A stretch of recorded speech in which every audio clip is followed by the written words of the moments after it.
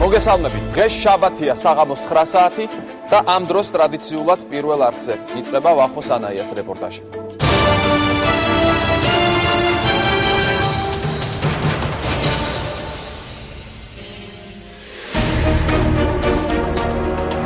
ეს საკითხი განსაზღვრავს ჩვენს აწმყოსა და მომავალს.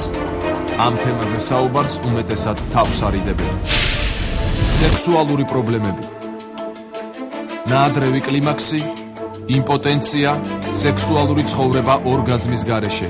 რა უბიძგებს წყვილებს ერთმანეთის ღალატისკენ. ჩვენი ქალების დაახლოებით 40% ორგაზმი არ აქვს. შაბათს 9 საათზე ჩვენ წაგიკითხავთ შეკითხვებს, რომელთაც ანონიმურად ყველაზე ხშირად უსვამენ გინეკოლოგებს საქართველოში. ყველაზე გავრცელებული სექსუალური კომპლექსები. რა უნდა იცოდნენ მათ, ვინც იწყებს, უკვე დაიწყო სექსუალური ცხოვრება, ოჯახის შექმნას ახლა აპირებს, ან უკვე ჰყავს ოჯახი. სექსუალური განათლება საქართველოში.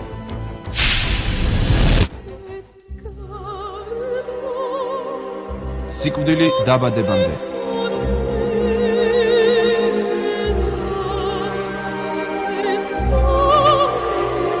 დაგეგმილი და დაუგეგმავი ორსულობა და გზა ორსულობის ხელოვნურ შეწყვეტამდე. პრეზერვატივი ქალებისთვის, აბები, სპირალი და ასე შემდეგ. იწვევს თუ არა პრობლემებს კონტრაცეფცია. რა ვიცით კონტრაცეფციის შესახებ? რა უნდა იცოდნენ ქალებმა მამაკაცებზე და მამაკაცებმა ქალების შესახებ? გათხოვილი, მაგრამ მაინც ქალიშვილად დარჩენილები. რა ანომალიები გვხვდება წყვილების ურთიერთობაში? ექიმები ამას ჩვენს გადაცემაში მოგხვდებიან. ჩვენ გთავაზობთ პროფესიონალების რჩევას. ვახო სანაიას რეპორტაჟი. სექსუალური ცხოვრება საქართველოში. დღევანდელი გადაცემა რამდენიმე მნიშვნელოვან და სერიოზულ პრობლემას მოიცავს. ამასთან ყველა ეს საკითხი ურთიერთკავშირშია. პირველი კონტრაცეფცია, მეორე აბორტი და მესამე სექსუალური პრობლემები პარტნიორებში. მესამე რეპორტაჟს გააგრძელებს სტუმრების ძალიან საინტერესო ბლოკი. ჩვენი სტუმრები იქნებიან არჩილ ხომასურიძე, ჟორდანიას სახელობის ადამიანის რეპროდუქციის ინსტიტუტის დირექტორი და ექიმ-სექსოლოგი გია ბეროშვილი. ისინი სექსუალური პრობლემების მიზეზებსა და ამ ხრივ დღეს არსებულ ვითარებაზე მოგვიყვებიან. მანამდე კი ჩვენი პირველი რეპორტაჟი კონტრაცეფცია. დღეს ბევრს საუბრობენ ოჯახის დაგეგმვაზე. ამ საკითხის განხილვისას ჩასახვის საწინააღმდეგო საშუალებების გამოყენებას მნიშვნელოვან კომპონენტად მიიჩნევენ. წლების განმავლობაში ფიქრობდნენ, რომ კონტრაცეპტივები შობადობაზე ახდენ და გავლენას. ამ საკითხზე ერთიანი პოზიცია დღესაც არ არსებობს. კვლევების ერთი ნაწილი აჩვენებს, რომ ჩასახვის საწინააღმდეგო საშუალებების გამოყენება ქვეყნის დემოგრაფიულ მდგომარეობას არ აუარესებს. პირიქით, კონტრაცეპტივებზე უარის თქმა სხვა მეტად მნიშვნელოვან პრობლემებს იწვევს. არასწორი გამოყენება ნიშნავს რას, რომ ყოველდღე არ მიიღო ტაბლეტი. თქვათ გამოტოვა ტაბლეტი, ერთი დღე არ მიიღო, ორი დღე არ მიიღო, ამ ტაბლეტს ხომ უნდა ყოველდღე მიიღება ერთსა და იმავე დროს და არ მიიღო ყოველდღე. ასეთ სიტუაციაში იქნება მენსტრუალური გამონადენი, მეტი არაფერი. ქალი მაშინ არ დაორსულდება, როდესაც იგი იღებს ტაბლეტს. როგორც კი მოიხსნება ტაბლეტი, ანუ შეწყვეტავს ქალი ტაბლეტების მიღებას, ასაკვირველია შვილოსნობა მეორე თვესვე აღდგება. ანუ ეს არის მითი, რომ ტაბლეტი იწვევს უშვილობას. ბევრმა არ იცის რა ტიპის დამცავი საშუალებები არსებობს. უმეტესად ამ თემაზე ღიად საუბარსაც ერიდებიან. შესაბამისად დაინტერესებული პირები ექიმებთანაც კი კონფიდენციალურ ურთიერთობას ამჯობინებენ და ასეთ შეკითხვებს სვამენ.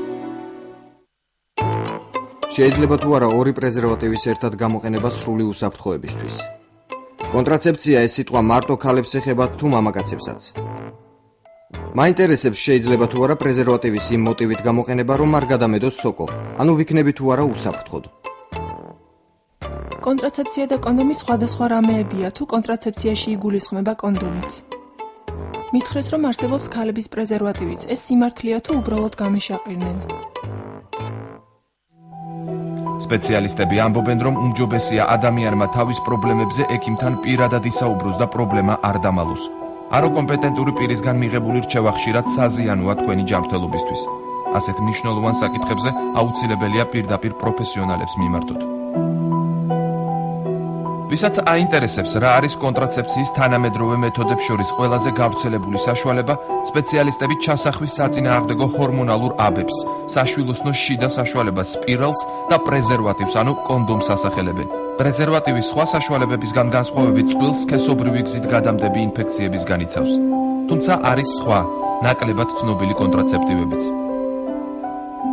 არსებობს ბარიერული მეთოდი, ეს არის ჩვეულებრივი კონდომი, ანუ პრეზერვატივი, არის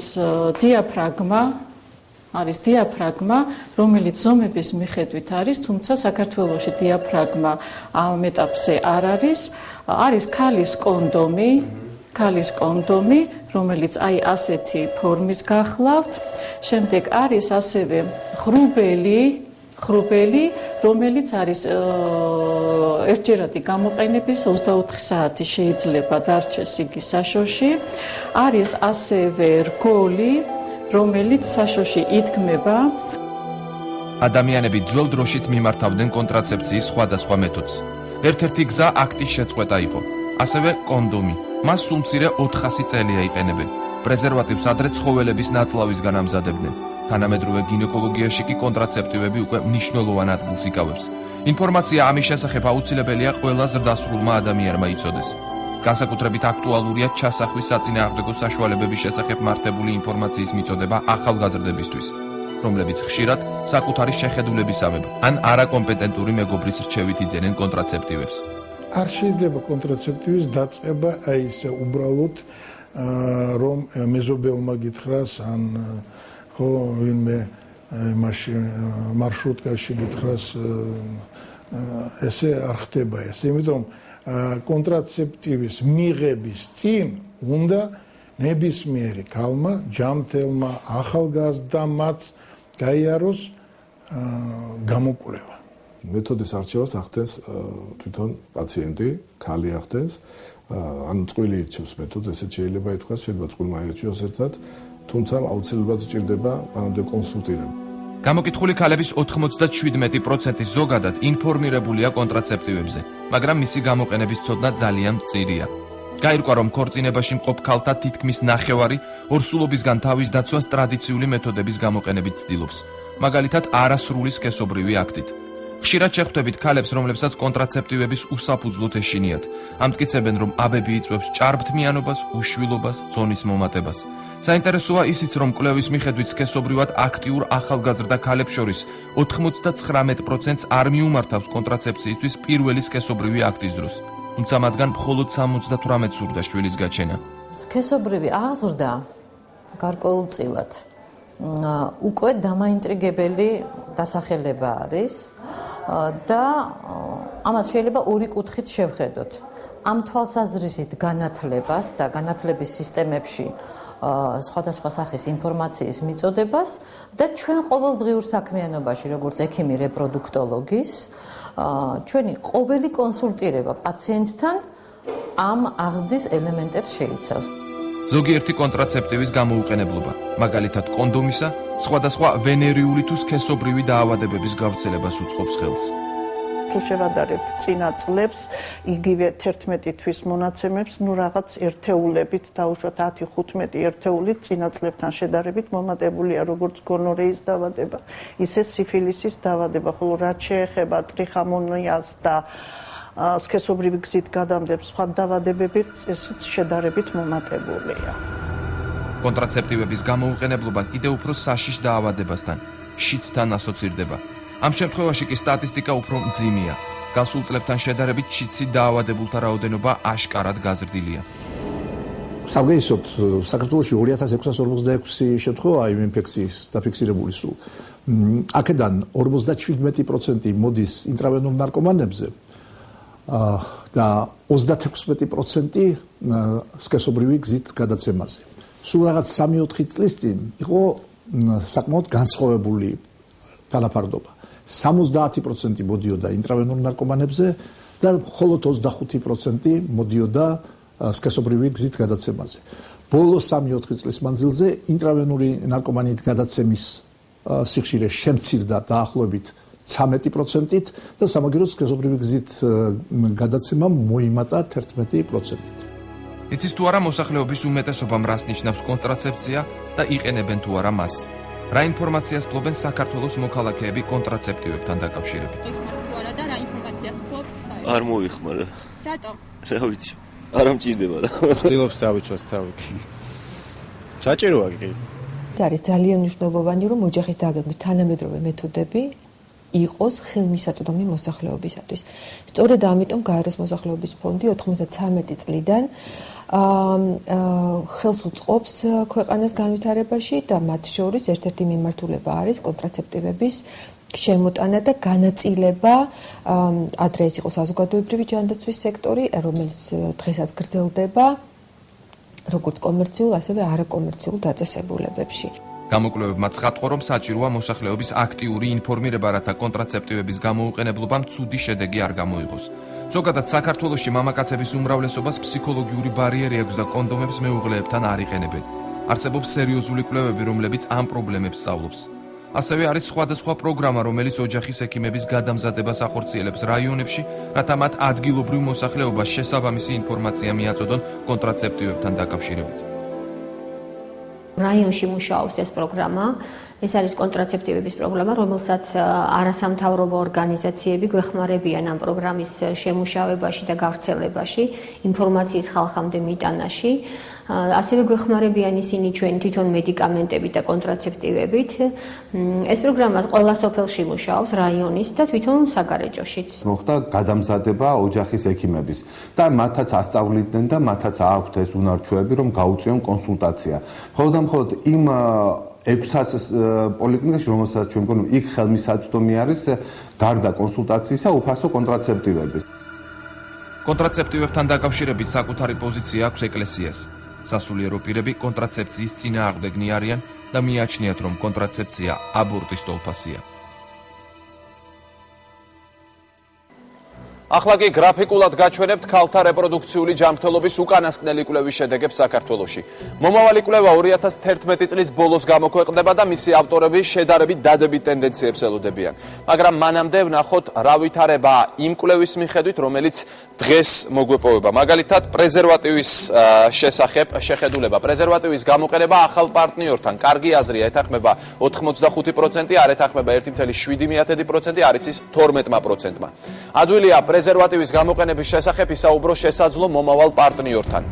ეთანხმება 44%, არ ეთანხმება 33%, არ იცის 22%.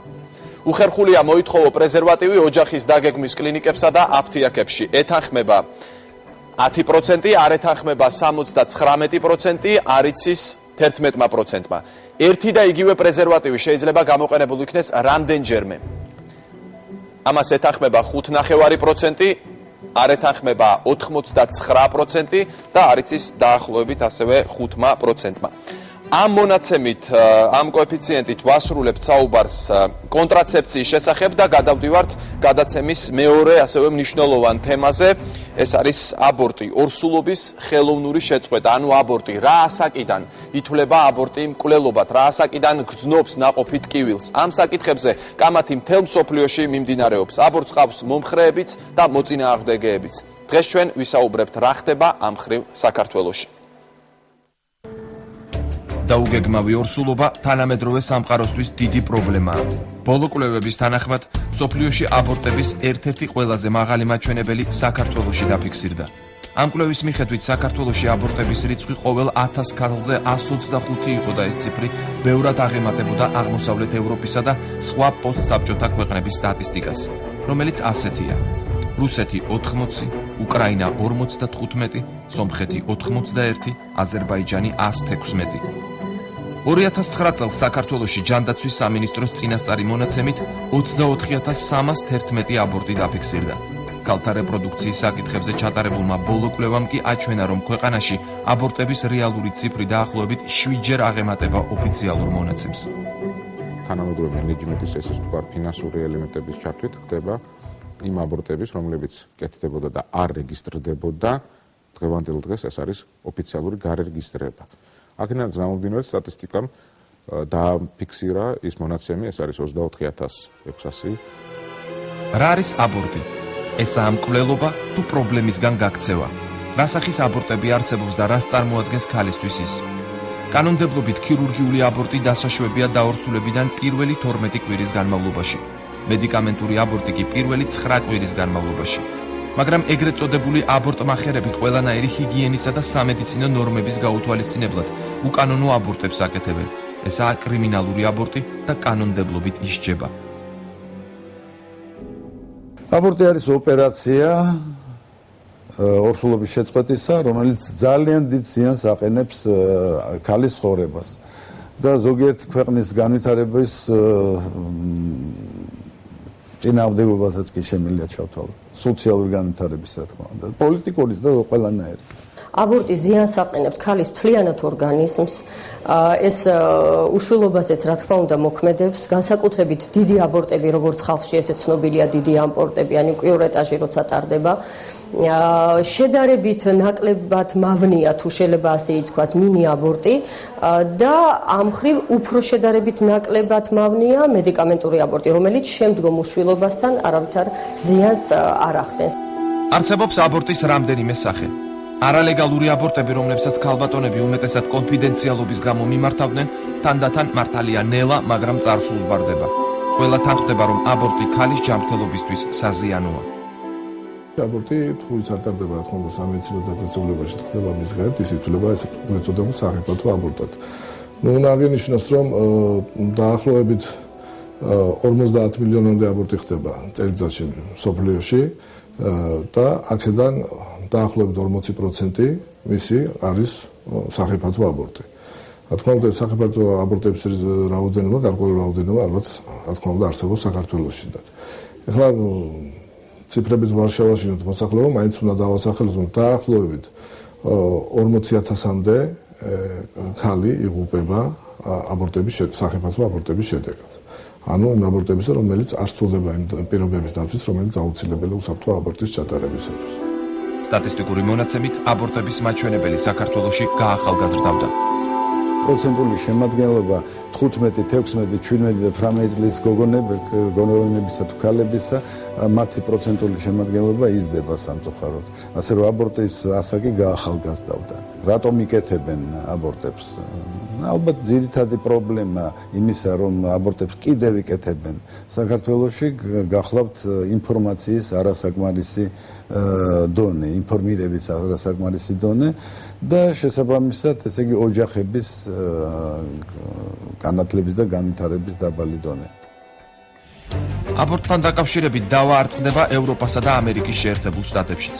შეერთებულ შტატებში რესპუბლიკელთა დიდი ნაწილი აბორტის აკრძალვის მომხრეა, დემოკრატები კი პირიქით. გამონაკლისებიც არსებობს.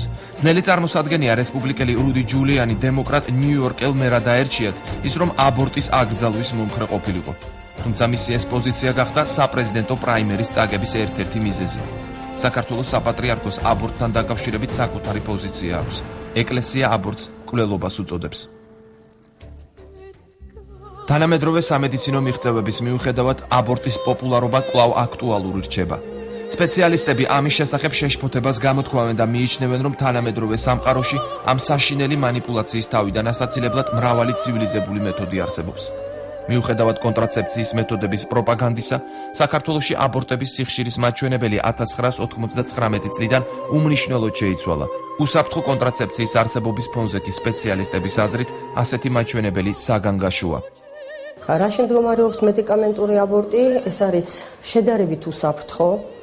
არ არის ქირურგიული, ანუ ქირურგიულ ტრავმას არ იწვევს. ამასთანავე ეს იგი ინფექციის რისკის, ნაკლები რისკია ინფექციის შეჭრის ორგანიზმში. ექსპერტების შეფასებით, აბორტი არ წარმოადგენს არასასურველი ორსულობისგან თავის დაღწევის უსაფრთხო და საუკეთესო მეთოდს. ორსულობის შეწყვეტა უარყოფითად მოქმედებს ქალის ორგანიზმზე. განსაკუთრებით საშიშია განმეორებითი აბორტები. თუ კი აბორტი გარდაუვალია, მაშინ მოსალოდნელი გართულებების თავიდან ასაცილებლად დროულად უნდა მიმართოთ ექიმს. სხვა რა გართულებები შეიძლება იყოს აბორტის შემდგომ. ეს არის აბორტის შემდგომ მაშინვე გართულებები, რომელიც რამოდენიმე სახის არის, ეს არის სისხლდენები, ეს არის ანთებითი დაავადებები, ეს არის საშინოსნოს დახვეწ ანუ პერფორაცია, რომელიც შემდგომში სერიოზულ გართულებებში, უფრო სერიოზულ გართულებებში შეიძლება გადაიზარდოს და შორეული გართულება თქვა ანთებითი პროცესის გამო შესაძლებელია იყოს უშვილობის შემდგომში ჩამოყალიბდეს უშვილობის პრობლემა. არსებობს ერთი სიმართლე: უშვილობას იწვევს აბორტი და არა კონტრაცეპტივები. პირველად გაკეთებული აბორტის შემდეგ ქალის უშვილობის მიზეზი შეიძლება იყოს ფსიქოლოგიური ტრავმა, საშვილოსნოს ყელის და საშვილოსნოს ანთებითი პროცესი, ანთების ფონზე ჩამოყალიბებული შეხორცებები. პირველი აბორტის შემდეგ ქალები უმეტეს შემთხვევაში ორსულდებიან, თუმცა საფრთხე სერიოზულია და რეალური. ისმის კითხვა: უნდა მიმართოს თუ არა ქალმა კონტრაცეფციას, რომ შემდგომ აბორტი არ ქონდეს გასაკეთებელი?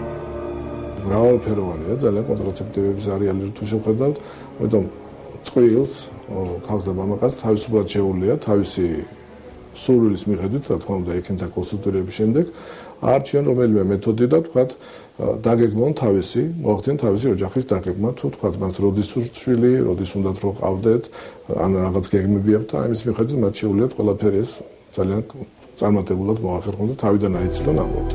აბორტის თავიდან აცილება შესაძლებელია. არც ერთ დედას არ სურს იყოს საკუთარი შვილის მკვლელი. ამისთვის საჭიროა მეტი ინფორმაცია და სიფრთხილე.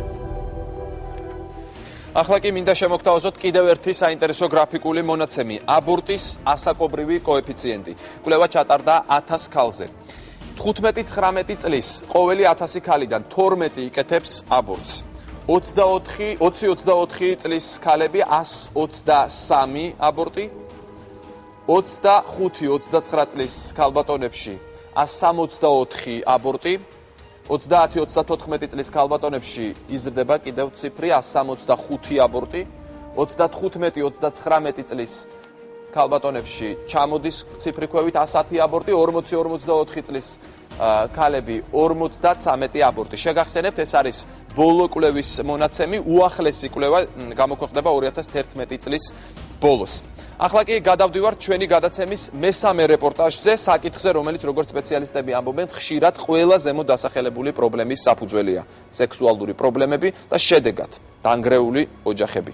2010 წლის 9 თვის სტატისტიკით საქართველოში განქორწინების 3400 შემთხვევაა დაფიქსირებული. სტატისტიკის დეპარტამენტში ვარაუდობენ, რომ განქორწინების რაოდენობა წელს 10-15%-ით მეტი იქნება ვიდრე შარშან. გასათვალისწინებელია, რომ ესაა მხოლოდ რეგისტრირებული განქორწინებების მაჩვენებელი, ანუ ვისაც ოფიციალურად ჰქონდა ხელი მოწერილი. არაოფიციალური მონაცემი, ანუ დაურეგისტრირებელი ქორწინებების მიმატებით ბუნებრივია მივიღებთ კიდევ უფრო დიდ კოეფიციენტს. ფსიქოლოგები, სექსოლოგები, ანუ ზოგადად სპეციალისტები ამბობენ, რომ ამ განქორწინებების ერთ-ერთი უმთავრესი მიზეზია, რა თქმა უნდა, სოციალურ-ეკონომიკურ და სხვა სუბიექტურ თუ ობიექტურ ფაქტორებთან ერთად წყვილების სექსუალური პრობლემები.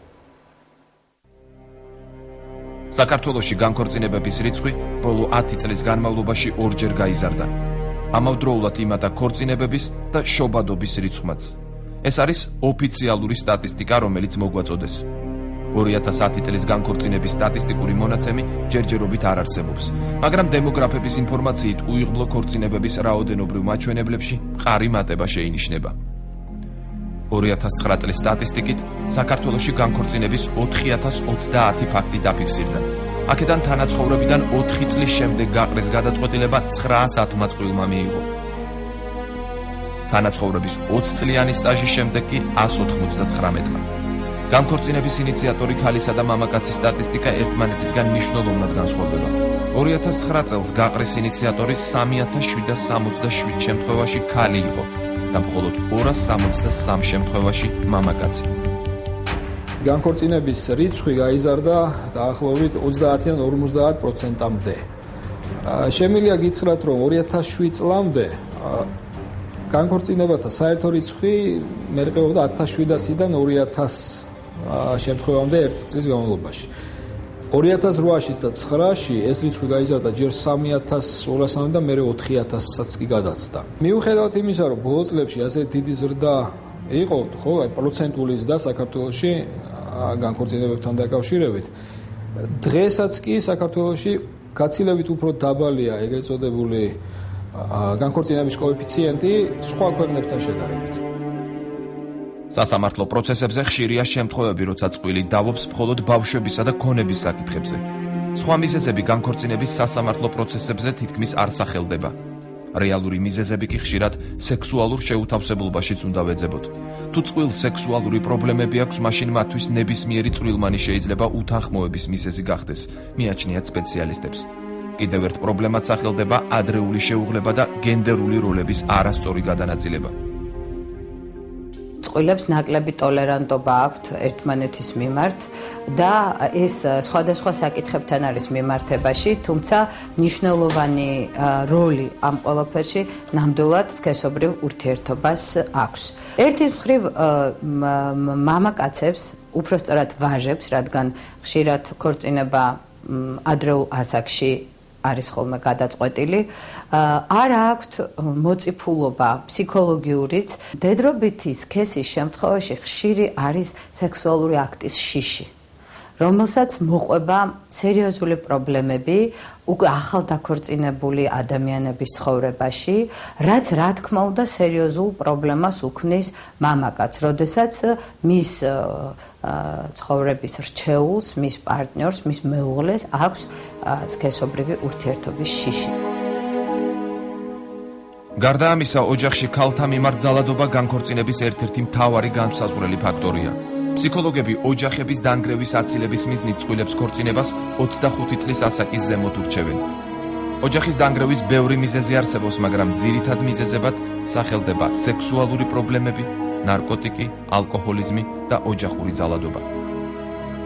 ნებისმიერი ასიმეტრია, ნებისმიერი დისკრიმინაცია უკვე იმთავითვე განწირულს ხდის საზოგადოებას, იმიტომ რომ დარღვეულია საზოგადოებაში წონასწორობა. მთლიანობაში ქართული კულტურა ძალიან რეპრესიულია სექსუალობის მიმართ და ამიტომაც არის რომ ბევრ საკითხში ჩვენ რაც დაკავშირებულია სქესობრივ აღზრდასთან დღესაც ძალიან უკან ვართ. სექსუალური პრობლემები საქართველოში ფეხმოკიდებულია. ქალებისა და მამაკაცების დიდ ნაწილს არ აქვს ნორმალური სექსუალური ცხოვრება. ეს ფაქტორი კი ხშირად ოჯახების დანგრევის მიზეზი გამხდარა. ჩვენი ქვეყანა და არა მარტო ჩვენი, სომხეთის, თქვა, აზერბაიჯანის, შუა აზიის ზოგიერთ ქვეყნებში ფაქტიურად არიან სქესობრივი ინვალიდები. ეს იმას ნიშნავს, რომ სქესობრივი გრძნობა, მისი განხორციელების ეტაპები, ცოდნა ჩვენ ქვეყანაში რეალურად არ არსებობს. შემიძლია გითხრათ, რომ ჩვენი ქალების ესე დაახლოებით 40%-ს ორგაზმი არ აქვს და დაახლოებით თითქმის 30%-ს საერთოდ არ აქვს სქესობრივი გრძნობა. ერთ-ერთი ბოლო კვლევის მიხედვით, ქორწინებაში ან პარტნიორთან თანაცხოვრებაში მყოფი ქალებიდან 79%-ს ჰქონდა სქესობრივი კავშირი ერთხელ მაინც ინტერვიუმდე ერთი თვის ინტერვალში.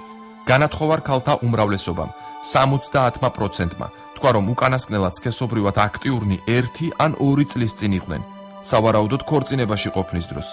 ასევე გაუთხოვარ ქალთა 1%-ზე ნაკლები იყო სექსუალური გამოცდილების მქონე. რატომაა საქართველოში ქალების ნაწილი ფრიგიდული და ქართველი მამაკაცების არც თუ მცირე კატეგორია იმპოტენტი? კიდევ ერთი პრობლემა. სექსოლოგთა მონაცემით მათთან მისული ქალების 40%-ს ორგაზმი არ აქვს.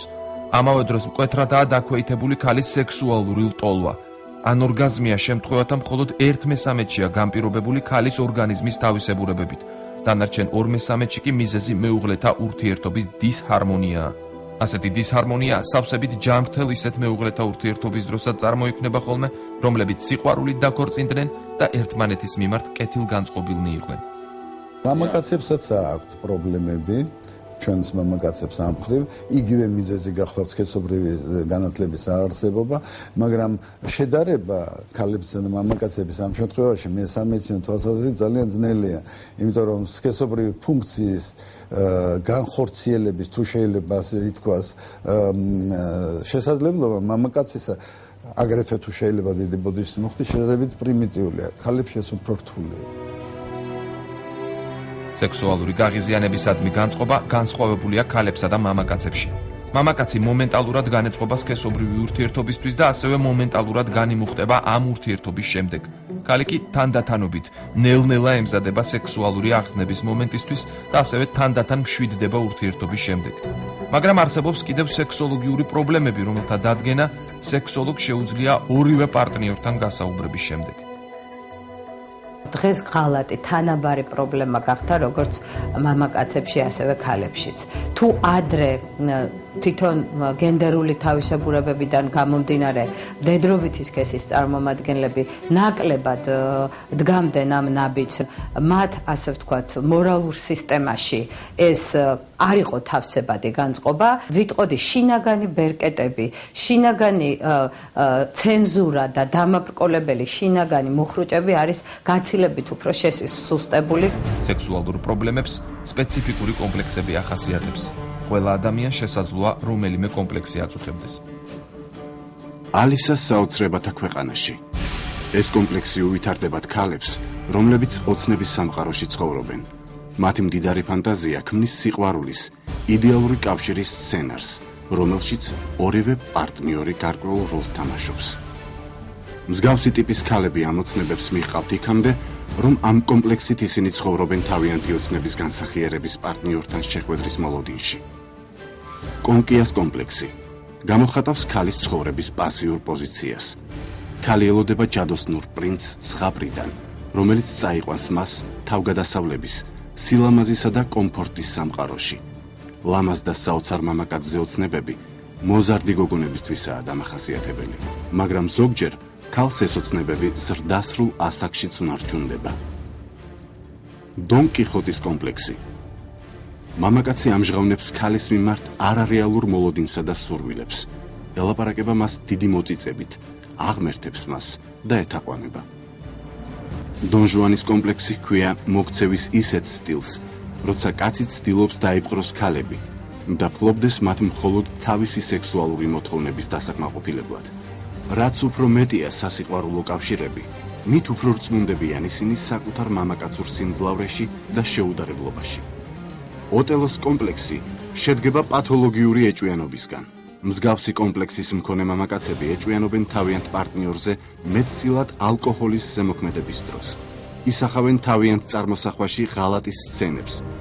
ეს კომპლექსი უნდა აღვიქვათ, როგორც ქალებისადმი შიში.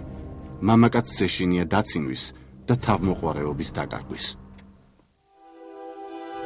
დღეს ყველა თანხდება, რომ სექსუალური განათლება აუცილებელია იმისთვის, რომ წყვილები მზად იყვნენ დაოჯახებისთვის და თავიდან აიცილონ ისეთი მძიმე შედეგი, როგორიცაა ოჯახის დანგრევა. სექსუალური პრობლემების არც თუ მცირე ნაწილი სწორედ ინფორმაციის ნაკლებობითაა გამოწვეული. და ჩვენ განვაგრძობთ საუბარს უკვე ჩვენ სტუმრებთან ერთად და წარმოგიდგენ ჩვენ სტუმრებს არჩილ ხომასურიძე, ჟორდანიას სახელობის ადამიანის რეპროდუქციის ინსტიტუტის დირექტორი. მოგესალმებით ბატონ არჩილ, დიდი მადლობა გადაცემაში სტუმრობისთვის და ექიმ-სექსოლოგი გია ბეროშვილი. მოგესალმებით ბატონ გია. სქესობრივ პრობლემებთან დაკავშირებით ქალებში და მამაკაცებში რა ძირითადი პრობლემები გვხვდებათ? მოდი დავიწყოთ ბატონ გია თქვენგან და შემდეგ ბატონ. კი ბატონო, როგორც ახან სექსოლოგია შევეხეთ, დავიწყოთ მამაკაცებიდან, რადგან ძალიან აქტუალური არის ეს თემა.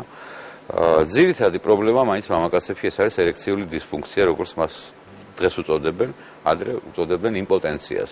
ესე იგი, მამაკაცის უნარის დაქვეითებას ადეკვატურ სიტუაციაში ჩაატაროს სრულყოფილი სქესობრივი აქტი. აი ძირითადი პრობლემა არის ეს მაინც. უმეტესობა, როდესაც მოდიან მამაკაცთა 70-80% ექიმ-სექსოლოგს მიმართავს ამ პრობლემით. ნუ რა თქმა უნდა არის სხვა პრობლემებიც, ეს არის ნაადრევი ეიაკულაცია, რომელიც ესე იგი სექსუალური აქტის სწრაფ დამთავრებას ნიშნავს და არის კიდევ გახანგრძლივებული ეიაკულაცია, როდესაც სექსუალური აქტი ძალიან გვიან მთავრდება, ან ვერ მთავრდება. ხო, რა თქმა უნდა არსებობს ლტოლვის დარღვევებიც. გასაგებია ჩვენ მიზეზებზე ოდნავ მოგვიანებით ვისაუბროთ, მანამდე მინდა ქალების საკითხს შევეხოთ ბატონ არჩილ.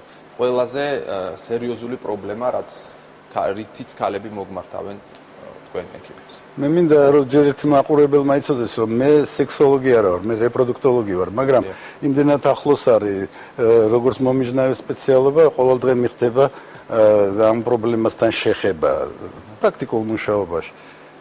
ერთ ვიტყოდი, რომ ქალების სექსუალური ფუნქცია გაცილებით უფრო რთულია ვიდრე მამაკაცის.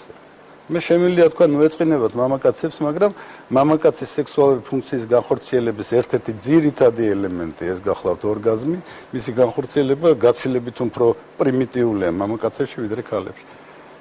საერთოდ რომ გითხრათ, სექსოლოგიის საქმე უკაცრავად ბატონო გია საქართველოში არის ცუდად, ძალიან ცუდად. რას გულისხმობთ კონკრეტულად? იმას გულისხმობ, რომ ჩვენ ვართ, არა მარტო ჩვენ, სხვათა შორის, სომხეთი, აზერბაიჯანი, სექსუალური ინვალიდების დონეზე. არაფერი არ ვიცის სქესობრივი ცხოვრების შესახებ. რა არის გასაკვირი, რომ პრობლემები ბევრია აქედან გამომდინარე. მიზეზებზე გავეთანხმები ბატონო არჩილს გარკვეულწილად კი მართლა ჩვენი სექსუალური კულტურა საკმაოდ დაბალი არის სამწუხაროდ და არა მარტო სექსუალური და იგივე პრობლემებით აი რისთვისაც ქალბატონები მიმართავენ სწორედ ანორგაზმის პრობლემების გამო ექიმს აი ბატონო არჩილთამედის ეს კონტინგენტი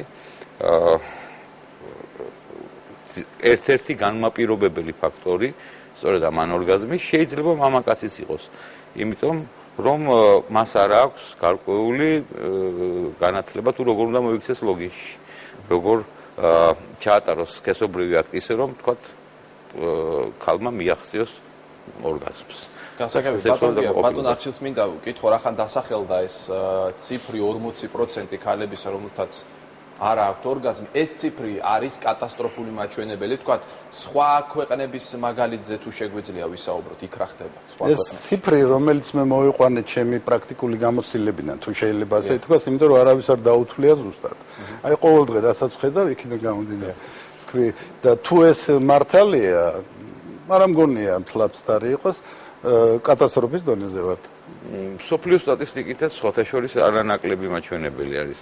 ისეთ ცივილიზებულ ქვეყნებში, როგორც არის მაგალითად ჰოლანდია, ავსტრია, ანალოგიური პრობლემები საკმაოდ დიდია ანორგაზმის. იმიტომ რომ ქალის ორგაზმი საკმაოდ რთული ფენომენია.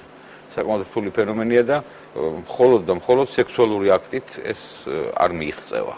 აქ ბევრი ნიუანსი არსებობს, რის გამოც ეს ორგაზმი შეიძლება დაბრკოლდეს. აი სექსუალური განათლება თქვენ როგორც თქვით არის დაბალ დონეზე საქართველოში. რა უნდა გაკეთდეს იმისთვის, რომ თქვათ ეს განათლების დონე აიწიოს ცოტა მაგრამ. პირველ რიგში უნდა თვითონ ადამიანმა, მამაკაცმაც და ქალმაც უნდა იცოდნენ თავიანთი ანატომია. ანატომია და ფიზიოლოგია. ნუ იმ ელემენტარულ დონეზე, რაც თქვათ მათ სექსუალური ცხოვრების დასაწყისს რაღაც გარკვეულ საფუძველს მისცემს. მამაკაცისთვის უფრო იოლია ანატომიის ცოდნა, იმიტომ რომ ანატომიურად მამაკაცი ისეა მოწყობილი, რომ ის ხედავს თავის სასქესო ორგანოებს და მეტნაკლები წარმოდგენა აქვს. ქალის მხრივ ცოტა რთული არის, იმიტომ რომ ქალის სასქესო ორგანოები ანატომიურად ისეთნაირად არის მოწყობილი, რომ მისი დათვალიერება სპეციალური, ასე ვთქვათ, მოწყობილობების და პოზების გარეშე ცოტა ძნელია. ამიტომ ამისთვის ინფორმაცია მაინც უნდა მიეწოდებოდეს თუ რა ანატომიური აგებულება აქვს ქალს და ეს უნდა იცოდნენ ახალგაზრდებმა პირველ რიგში. თუმცა ამის სწავლა არც გვიან არ არის არასოდეს დაგვიანებული. ბატონ არჩილ, თქვენ აი ეს ციფრი რაც დაასახელეთ თქვენი პრაქტიკიდან გამომდინარე, მიგაჩნიათ თუ არა რომ შეიძლება კიდევ უფრო მძიმეა ვითარება, არის მიზეზები რის გამოც ქალებიც და მამაკაცებიც არ აკითხავენ ექიმს და ამ პრობლემას უბრალოდ მალავენ. უფრო რომ განვაზოგადოთ პასუხი თქვენ შეკითხვაზე, მე შემიძლია გაგცეთ პასუხი ну რა უნდა ვქნათ აქედან გამოსავალი რა არის მე ვიტყოდი რომ საქართველოს საერთოდ არ არსებობს სქესობრივი ავზრდა რაც აბსოლუტურად აუცილებელია ძალიან ძნელია ამის დანერგვა ორი აზრი არ არსებობს რა თქმა უნდა ესეა მაგრამ უნდა მოინახოს გამოსავალი გამოსავლის მონახოთ ძალიან ძნელია მაგრამ არსებობს და ესეთი გეგმა რამდენჯერმე ჩვენმა ინსტიტუტმა წინადადების სახით იმიტომ რომ ეს ჩვენი პროფილი არ არის ჩვენ შევადგინეთ და გადავეცით ეს წინადადება განათლების სამინისტროს რომლებმაც კარგად მიიღეს ძალიან დადებითად მოეწონათ დაგვირდნენ რომ დაიწყებოდა ამაზე მუშაობა, მაგის დიდი ხნის წინათ იყო, 10-15 წლის წინათ, მაგრამ შემდგომ არაფერი არ გამოვიდა. თუ გაინტერესებთ, რაში მდგომარეობს ამ გეგმის არსი, გეტყვით კიდევ. ვითხარით. საქმე იმაშია, რომ დანიაში, ჰოლანდიაში, შვეიცარიაში სქესობრივი აღზრდა იწყება მე-4 კლასიდან. უკვე მე-3 კლასიდანაც. ამის გაკეთება ერთბაშად ჩვენს ქვეყანაში არ შეიძლება. იმიტომ რომ ეს გამოიწვევს გაუგებრობას. ბევრი ფენისათვის. ჩვენ ესეთი მოსაზრება გვქონდა, რომ ჯერტი ამაში პირველი მონაწილე პირები უნდა იყოს ექიმი და პედაგოგი და მეორე კიდე უნდა განათლება დაიწყოს ისეთ კონტინგენტში ახალგაზრდა ხალხისა, რომელსაც უკვე ეს განათლება ნაწილობრივ მიღებული აქვს. თქვათ სამედიცინო ინსტიტუტის სტუდენტებში. მაღალი კურსების მე-6, მე-5 კურსის სტუდენტებს ვასწავლოთ. ვასწავლოთ 1-2 წელი და შევხედოთ. რა გამოვა, როგორ აღიქვამს ჩვენი საზოგადოება, როგორ გამოხატავს მის დამოკიდებულებას ჩვენი ეკლესია, საზოგადოება საერთოდ მასწავლებელი, მშობელი. და შემდეგ ნელ-ნელა უნდა ჩამოიწიოს ასეთი. სწორედ ზანდებით, ჩამოვიდეთ მე მე-4 კურსზე, 2 წლის შემდეგ, მე მე-3-ზე, დამთავრდება სამედიცინო ინსტიტუტი, მე გადავიდეთ თქვათ უნივერსიტეტის სტუდენტებზე, ახალგაზრდობა, რომელსაც აინტერესებს. და საბოლოოდ თქვენ მიგაჩნიათ, რომ ეს მაინც სკოლამდე უნდა დავიდეს აუცილებლად. და საბოლოოდ ამაშიც სწორედ ზანდებით, გაივლის 20 წელი 25 წელი და დავა მე-4 კლასამდე. ეს რო შევიტანეთ ზოგიერთმა გაგვაკრიტიკა და თქვა რომ ესე რომ მივიყიდიოთ დაგჭირდება ამისთვის 25 წელი. სწორია, 25 წელი დაგჭირდება, მაგრამ დანიას იმისათვის რომ ჩამოეყალიბებია ეს დიდი გამოცდილება სქესობრივი აღზრდა დაჭირდა 150 წელი. ჩვენ უნდა გამოვიყენოთ მათი გამოცდილება და მივასადაგოთ აი ჩვენ რეალურ სიტუაციაში მხოლოდ ეტაპობრივად. ესეთი იყო ძირითადად წინააღმდეგობა პათოლოგია, თქვათ ასეთი სიახლის შემოტანას. რა საფრთხეებს ხედავენ? ნუ ძალიან დელიკატური თემაა, ერთადერთი პირველ რიგში ის რა ინფორმაცია უნდა მიეწოდოს ბავშვს, ხომ? რომ დაიწყოს მისი სქესობრივი აღზრდა. იმიტომ რომ გამოთქმას არსებობს ესეთი ადამიანის სქესობრივი აღზრდა იწყება დაბადებიდანვე. ისევე როგორც მისი სხვა მხრივი აღზრდა. ადამიანი გარკვეული სექსუალობით იბადება და მას გარკვეული ტიპის ინფორმაცია ყველა ეტაპზე უნდა მიეწოდოს. იმიტომ რომ პატარა ბავშვს, რომელსაც გარკვეული შეკითხვები უჩნდება თავისი სექსუალობის შესახებ და პირველ რიგში ამას უსვამს მშობლებს, ის აუცილებლად თხოვლობს ამაზე პასუხს, რომელიც უნდა მიიღოს ასე თუ ისე. მშობლები არ არიან კომპეტენტურები და შესაბამისად არ აძლევენ ადეკვატურ პასუხებს, მაგრამ ის ბავშვი, რომელიც დაინტერესებული ამით, მიიღებს ამაზე აუცილებლად პასუხს, მაგრამ ეს პასუხს მიიღებს შეიძლება ქუჩაში, შეიძლება სადღაც ვიღაცა ნაცნობთან, რომელიც საზიანო იყოს. არსებობს ბატონ არჩილ ასეთი მოსაზრება, რომ დღეს საქართველოში, ახალგაზრდებს გულისხმობ, მამაკაცები უკეთ ერკვევიან სექსუალურ საკითხებში, ვიდრე ქალები. ეს არის სტერეოტიპი და მცდარი მოსაზრება თუ რას გვეტყვით? მცდარი მოსაზრება. მამაკაცი წარმოადგენს სქესობრივი ფუნქციის განხორციელების ლიდერს. მათ შორის ყოველთვის და მათ შორის პირველი სქესობრივი აქტისას. მაშინ, როდესაც მამაკაცს ამის არავითარი სერიოზული გამოცდილება არ აქვს, აი როგორი სქესობრივი აქტის განხორციელების ინიციატივა უნდა იყოს თავის თავზე. რა თქმა უნდა, გამოდის, რომ ერთ-ერთი ფაქტორი ქალების სექსუალური დარღვევისა გახლავთ არასრულყოფილი პირველი სქესობრივი აქტი, რომელიც ჩვენს რეალურ სიტუაციაში დგება ხოლმე სადარბაზოში ხანდახან, შიშის ქვეშ, სირცხვილის შიშის ქვეშ, ტკივილის ზემოქმედებით და შემდგომი შესაძლო ორცულობის გართულების შიშის ქვეშ. აი წარმოიდგინეთ, რა შთაბეჭდილება უნდა დარჩეს გოგონას ან ახალგაზრდა ქალს პირველი სქესობრივი აქტიდან, როდესაც ამდენი სტრესი ეხვევა მას თავს. რა თქმა უნდა, ეს ფიქსირდება ცენტრალურ ნერვიულ სისტემაში ძალიან უარყოფით აფექტად და მე ეს და შემდგომი სქესობრივი აქტის დროს ისევ ახსენდება ეს ყველაფერი, შემდეგ ისევ და მე ფიქსირდება ცენტრალურ ნერვიულ სისტემაში და მე ქალი ხდება ფრიგიდული. აი ბატონგია ჩვენ ხარ როდესაც ამ გადაცემას ვამზადებდით, ძალიან ბევრი კომპლექსი ამოვიკითხეთ, რომელიც აქვს ქალსაც, უჩნდება და მამაკაცსაც. ამის მიზეზი რა არის? სწორედ ის, რომ ასეთ გამოუცდელი სექსუალური კომპლექსი რისი? მაგალითად დასახელებული იყო კონკიას კომპლექსი, დასახელებული იყო ოტელოს კომპლექსი. საიდან იღებს სათავეს ეს კომპლექსები? ეს კომპლექსები ყველაფერი ჩვენი აღზრდიდან იღებს სათავეს, რა თქმა უნდა. ახლა კონკიას კომპლექსი, ესე იგი ეძებს პრინცს, ხო? ეძებს პრინცს, რომელიც შემდგომ უკვე ძალიან დიდი შესაბამისად ინფორმაცია ამისთვის უნდა მიეწოდოს გოგონას, რომ ამ პრინცის ძებნა სრულიადაც არ არის საჭირო. უბრალოდ მას უნდა კონდეს ინფორმაცია იმის შესახებ, რომ როდის დაიწყოს მას სქესობრივი ცხოვრება, ვისთან დაიწყოს სქესობრივი ცხოვრება და რა ასაკში დაიწყოს სქესობრივი ცხოვრება, რა სიტუაციაში. რა თქმა უნდა, თუ მას შეხვდება პარტნიორი, რომელიც გარკვეული არის ამ საკითხებში, ეს კონკიას კომპლექსები შეიძლება მართლა გაუმართლდეს, მაგრამ სამწუხაროდ დღევანდელ სიტუაციაში ჩვენ ეს პრინციპი ნაკლებად ყავს. თვითონაც ინფორმაცია ძალიან მწირი არის, რომელიც იციან მამაკაცებმა თუ როგორ უნდა მოიქცნენ პირველ ღამეს ქორწილში.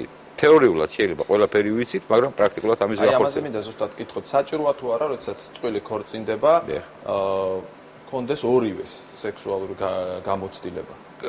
სასურველია, ეს ფიზიოლოგიურად სასურველია, მაგრამ რამდენად მოსახერხებელია ჩვენ სინამდვილეში ეს ცოტა ძნელი არის. იმიტომ რომ დღეს ქუჩაში რომ გააჩეროთ მამაკაცების 80% იტყვის რომ მას არ უნდა რომ მის მეუღლეს კონდეს სექსუალური გამოცდილება. არადა პირიქით არის. აი მაგალითად მამაკაცს თუ არ აქვს სექსუალური გამოცდილება, პირველივე ღამეს შეიძლება ისეთი ფიასკო განიცადოს, რომ მერე მთელი თავისი ცხოვრების მანძილზე ტრაუმად გაყვეს ეს. და პრობლემა შეიძლება. რა ასაკიდან უნდა დაიწყოს სექსუალური ცხოვრება? რომელია ძალიან ადრე, რომელია ძალიან დაგვიანებული ასაკი? ყველაფერს თავის დრო აქვს, რა თქმა უნდა. და ეს ასაკი ემთხვევა რეპროდუქციულ ასაკს, ჩვენ საქმეს. საშუალოდ, გოგონასთვის, გოგონებია ხო უფრო ჩემი საქმე. მამაკაცებიც არის, მაგრამ გოგონებიც. რეპროდუქციული ასაკი იწყება 15 წლიდან.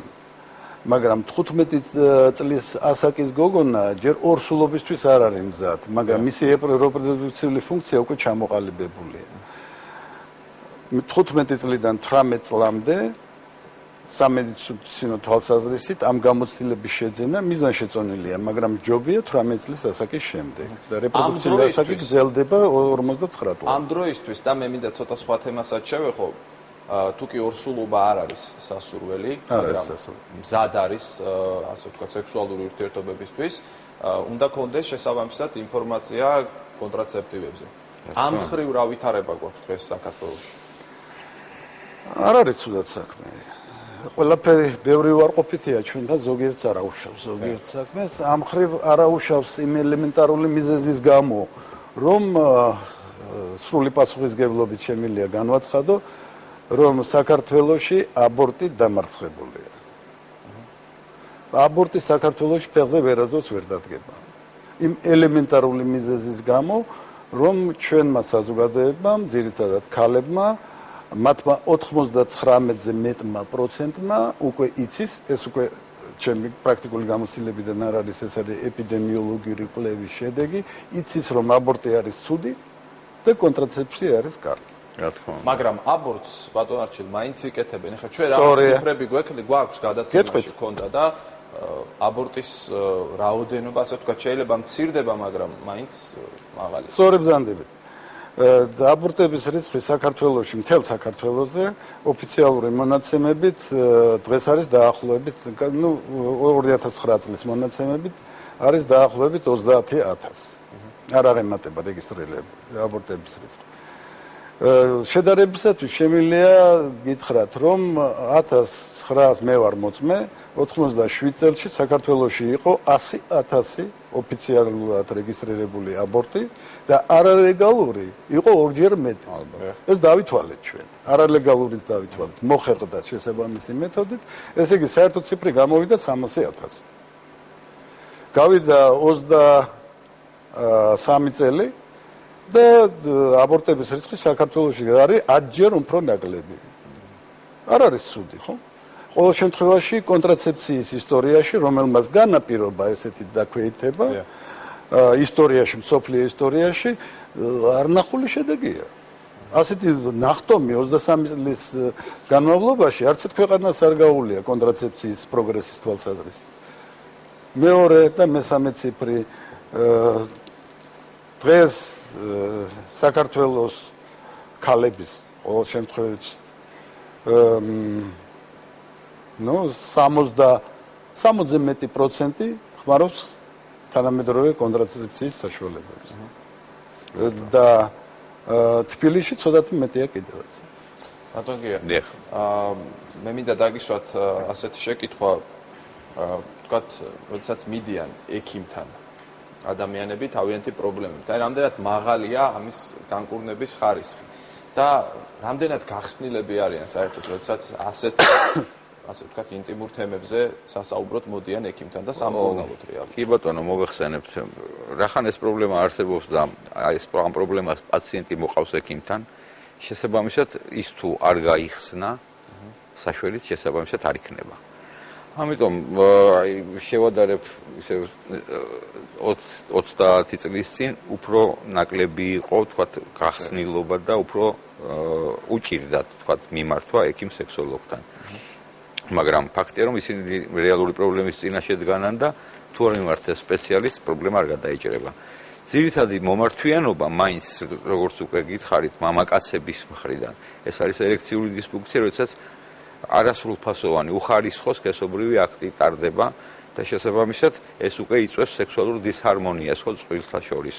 ამას მოყვება ერთხელ ორჯერ ასეთი მსგავსი ფაქტების შემდეგ უკვე ოჯახური კონფლიქტი შეიძლება ამას წარმოიშვას და არსებობს ძალიან დიდი არსენალი დღეს იმისთვის რომ ასეთი ტიპის დარღვევებს დავეხმაროთ როგორც კლინიკური ლაბორატორიული კვლევების ასევე მედიკამენტოზური საშუალებების ფართო არსენალი რომ ერექციული დისფუნქცია ანუ ბჭყალებში რო ვიხმაროთ იმპოტენცია მამაკაცის დამარცხებული იქნას ეს შეიძლება ტაბლეტოთერაპიით არის სპეციალური ინექციები და ბოლო ოპერაციების კეთდება ამ ფუნქციის აღსადგენად. ჩემი ბოლო შეკითხვა ორივე თქვენგანთან მექნება რა უნდა გაითვალისწინოთ ზოგადად ადამიანებმა, წყვილებმა, რა უნდა იცოდნენ, რა არის ის მთავარი, რომ შემდგომ ოჯახი უბრალოდ არ დაენგრეთ. არის სერიოზული ციფრი, როდესაც ასე ვთქვათ, ადამიანებს სწორედ იმიტომ ენგრევათ ოჯახი, რომ არ არიან გათვითცნობიერებული სექსუალურ საკითხებში. ბატონ არჩევ, თქვენგან დავიწყოთ, შემდეგ ბატონ. ერთ-ერთი ჩემი აზრით, ერთ-ერთი მთავარი ფაქტორია სქესობრივი ცხოვრება ოჯახის სიმტკიცისა. ნამდვილად არ მეპარება ამას შეეჭვი. შემიძლია კიდევ გითხრათ, შეგახსენოთ უფრო სწორედ და საერთოდ ჩვენ საზოგადოება შევახსენო, რომ სქესობრივი ფუნქციის განხორციელების უფლება ადამიანის უფლებათა კოდექსში, რომელიც მიღებულია მსოფლიოში, ყველა წამყვანი სახელმწიფოებრივი, არასახელმწიფო გაეროს მიერ, გახლავთ სქესობრივი ფუნქციის განხორციელების უფლება. რომელიც ისე დონეზეა, როგორც თქვა სიტყვის თავისუფლების უფლება, განათლების უფლება, დემოკრატიული სხვა ფუნქციების განხორციელების უფლება. უაღრესად მნიშვნელოვანია ყოველი თვალსაზრისით. ჩვენთან კი ეს გახლავთ რაღაც თითქოს რაღაც გამოყოფილი, ჯერჯერობით ესეა ყოველ შემთხვევაში, რაღაც განსაკუთრებული საჩოთირო სფერო. მე მიმაჩნია, რომ სქესობრივი ცხოვრების განხორციელების ფუნქცია და საერთოდ სქესობრივი ცხოვრება ისეთივე ფუნქციაა, როგორც ელემენტარული ფიზიოლოგიური ფუნქცია, როგორც არის საკვების მიღება, წყლის დალევა, როგორც არის ვთქვათ კბილების გაწმენდა და პირის დაბანა. აი ესეთი ფუნქცია, რომელიც სრულიად საჩოთირო არ უნდა იყოს. უნდა იყოს სრული თავისუფლება ამაზე ლაპარაკი. ბოლოს და ბოლოს უნდა მივიდეთ ამის შეგნებამდე, რომ ეს ისეთივე ფუნქცია, როგორც ყველა დანარჩენი ადამიანის ფუნქცია. ბატონ გია. აგრეთვე ბატონ მარჩილ მაგრიში ეს აბსოლუტურად ვეთანხმები და ისიც უნდა იცოდნენ რა ასაკში უნდა შექმნან ოჯახი, რომ ოჯახი ეს არ არის სათამაშო ატრიბუტი. ოჯახი არის საკმაოდ სერიოზული კომპონენტი ქვეყნის შემადგენელი, რომელზეც შემდეგ ქვეყნის კეთილდღეობა უნდა დამყარდეს, ხომ? არასრულფასოვან ოჯახებში იზრდებიან ბავშვები, რომლებსაც შემდეგ ექნებათ სხვადასხვანაირი პრობლემები, რომლებიც ვერ გადაწყვეტავენ ისეთ საჭიროებო საკითხებს, რომლებიც გადაწყვეტაც მათ შემდეგ ცხოვრებაში მოუწევს და ამიტომ სასურველია, რომ ახალგაზრდულ ასაკში, სანამ კი ფიზიოლოგია მათი მომზადებული არის სქესობრივი აქტისთვის და არავინ არ უშლის მათ სქესობრივი აქტის ჩატარებას, ფიზიოლოგიურად ეს დასაშვებია, უბრალოდ რაც შეეხება ოჯახის შექმნას, რომლის შემდგომი განვითარება არის უკვე ბავშვის გაჩენა და მისი აღზრდა, ისინი ფსიქოლოგიურად ამისთვის მზად უნდა იყვნენ და ეს მზაობა ალბათ ფსიქოლოგიური მზაობა მამაკაცებშიც და ქალებშიც სადღაც 20 წლის შემდეგ უფრო დგება. აი 15, 16, 17 წლის ასაკში შექმნილი ოჯახები უმეტესი პროცენტი განწირული არის დანგრევისთვის. ეს არის სავალალო სტატისტიკა. ხლამის გამოსავლის ზებნა დღეს ალბათ ცოტა ძნელი არის, მაგრამ ამაზე საჭიროა მუშაობა. ძალიან დიდი მადლობა. დღევანდელი გადაცემა ამით დასრულებულია. მე შეგახსენებ ჩვენი გადაცემის სტუმრებს არჩილ ხომასულიძე, ჟორდანიას სახელობის ადამიანის რეპროდუქციის ინსტიტუტის დირექტორი, დიდი მადლობა ბატონ არჩილ და ექიმ-სექსოლოგი გია ბეროშვილი, დიდ მადლობას გადაგიხდით. ჩვენ კი შევხვდებით ერთმანეთს მომავალ შაბათს საღამოს 9 საათზე, რა თქმა უნდა, პირველ არცე. ნახვამდის.